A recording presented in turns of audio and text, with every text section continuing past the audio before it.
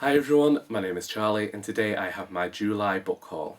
The first books I bought in July were the next Robin Hobb series for the Hobbalong run by Sam over at Sam's Nonsense, and these are the three books from the Tourneyman trilogy, which are Fool's Errand, The Golden Fool, and Fool's Fate. I believe that these books return us to the world of Fitz, who we last saw in Assassin's Quest, the final book in the Farseer Trilogy.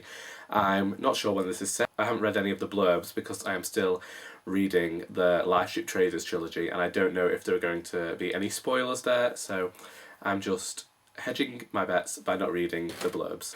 The next book I have is The Cosmopolitans by Sarah Schulman. I've known about this book for a while and it seems to have some talk of diversity. It's set in the 1950s and it's set in Greenwich Village in 1958 with a black actor called Earl and a white secretary called Betty, and they've been neighbours for however long, and then someone from Betty's past surfaces, and I'm guessing that it's going to talk about the world and the way the world changes. I've seen great reviews for it, people have talked about the writing style, so I'm looking forward to getting around to reading this at some point.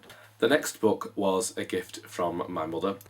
I took us both to Whitby for my birthday and we went to the Whitby bookshop. I asked whether they'd take any copies of Doris, and whilst there I was looking for one book in particular which she said she'd buy me, so it's The Essex Serpent by Sarah Perry. I bought this because of YouTube. A woman called Cora is a widow and a naturalist. She ends up going to Colchester. In Colchester she hears myths of this Essex Serpent. As a naturalist she wants to go and identify this new species, and then there is this, and further up the river is this man called Will. He is a vicar who believes it's something to do with religion, and I guess they're both going to get talked about within this book.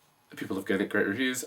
The next book I bought because of Writing Magazine, and that is This Must Be the Place by Maggie O'Farrell. The Writing Magazine did an interview with the writer and she talked about this book, and she talked about how she writes about all these different characters and the effects minor characters can have on the major players in a book, and it says that it crosses continents, time zones and the world, all to tell this one story, so there we go. The next book is Here Comes the Sun by Nicole Dennis Benn, and I bought this book because it said that it was an accurate portrayal of Jamaica, and it is the story of a family of women.